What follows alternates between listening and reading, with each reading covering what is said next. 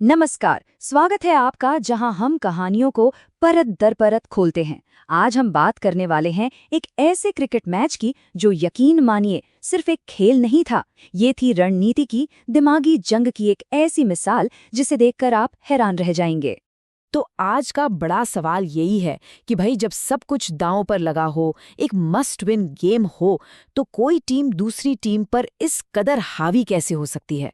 चलिए न्यूजीलैंड की जबरदस्त जीत की कहानी में उतरते हैं और देखते हैं कि उन्होंने ये कमाल कैसे कर दिखाया। लेकिन किसी भी बड़ी कहानी को समझने के लिए पहले उसका माहौल समझना जरूरी होता है। आखिर ये मैच इतना इतना जरूरी क्यों था? चलिए पहले जरा सीन सेट करते हैं। जरा सोचिए, 5 मैचों की एक लंबी सीरीज और स्कोर 1-1 से बराबर। मतलब ऑकलैंड का ईडन पार्क मैदान खचाखच भरा हुआ था और हवा में एक अलग ही टेंशन थी। ये सिर्फ एक मैच नहीं था, ये सीरीज पर अपनी पकड़ बनाने की असली लड़ाई थी। तो इस बड़े मुकाबले में न्यूजीलैंड ने टॉस जीतकर पहले गेंदबाजी चुनी और उनका प्लान था पहली ही गेंद से ऐसा प्रेशर बनाना कि सामने वाली टीम बस संभल ही ना पाए। चलिए देखते हैं कि इस प्लान को अंजाम कैसे दिया गया।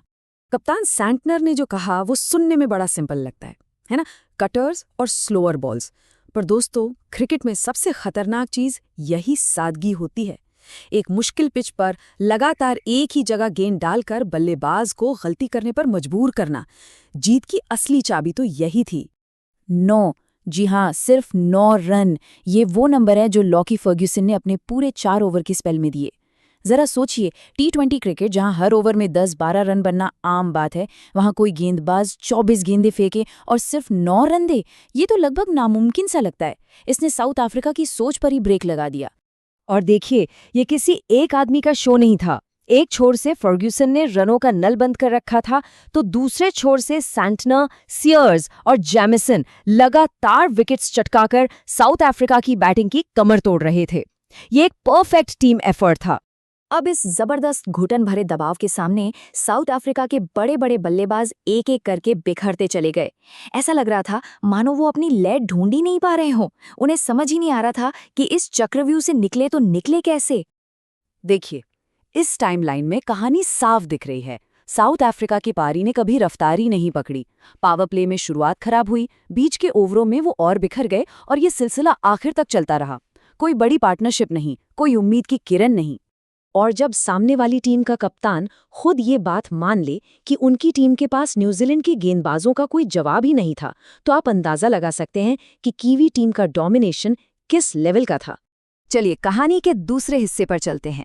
गेंदबाजी तो कमाल की थी, पर 137 रनों का लक्ष्य T20 में कभी-कभी ये भी मुश्किल साबित हो जाता है। तो क्या न्यूजीलैंड इसे आसानी से हासिल कर पाया? आइए देखते हैं कि कैसे उन्होंने एक मुश्किल चेज को एक आसान सी वॉक बना दिया। न्यूजीलैंड की इस शानदार चेज का राज इन 3 सिंपल स्टेप्स में छिपा था। स्टेप 1, एक जबरदस्त ओपनिंग पार्टनरशिप करो। स्टेप 2, एक बल्लेबाज को एंकर का रोल दो। और स्टेप 3, आराम से मैच को खत्म कर दो। सुनने में जितना आसान है, इसे कर दिखाना उतना ही कमाल का था। अब जरा इन नंबर्स को देखिए। टॉम लैथम और डेवॉन कॉनवे, बस इन 2 बल्लेबाजों ने मिलकर ही तो लगभग पूरा काम कर दिया। उन्होंने साउथ अफ्रीका के गेंदबाजों को वापसी करने का कोई मौका ही नहीं दिया। तो आखिर में क्या हुआ? इस जबरदस्त ऑलराउंड परफॉर्मेंस का नतीजा क्या निकला? आइए इस शानदार जीत के फाइनल स्कोर कार्ड पर एक नजर डालते हैं। और ये सिर्फ एक जीत नहीं थी, ये एक स्टेटमेंट था। 22 गेंदें बाकी रहते 8 विकेट से मैच जीतना। इसके साथ ही न्यूजीलैंड ने सीरीज में 2-1 की मजबूत बढ़त बना ली।